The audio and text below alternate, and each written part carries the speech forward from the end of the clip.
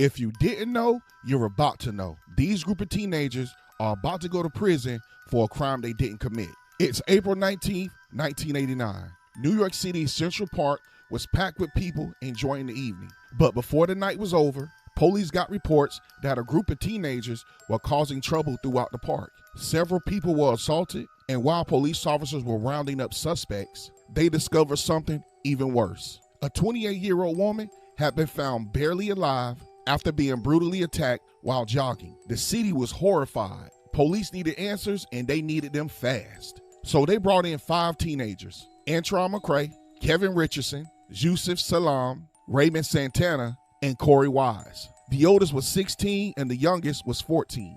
For 4 hours, they were questioned separately. They were exhausted, scared, and according to all 5, investigators pressured them until they finally confessed. But here's the part that should have stopped the whole case. Their stories didn't match. Each confession described the attack differently. Some of the boys even started blaming each other, and there wasn't a single piece of DNA connecting any of them to the crime. Absolutely none. Now see, here's the thing. The boys were put in separate rooms, and they were each told that if they said what the investigators wanted them to say, that they could go home and no one would get in trouble. And the boys believed them. And guys, these boys just wanted to go home. They were exhausted. They were scared. They didn't know what was going on. They just wanted to go home. So they were put in different rooms, told to make a video confession, not knowing those exact confessions would be the reason why they would go to prison. Because those videotape confessions were enough to convince the jury. And one by one, the boys were convicted. Their childhoods were gone.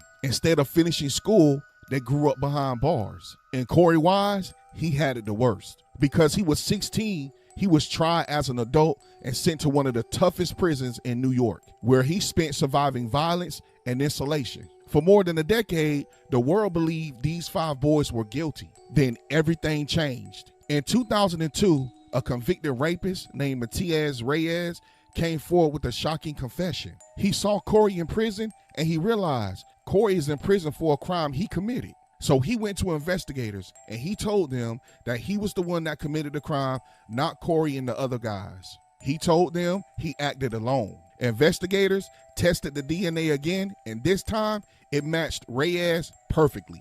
And it completely ruled out the 5 men. After spending years in prison for a crime they didn't commit, every conviction was thrown out and the 5 men were finally cleared.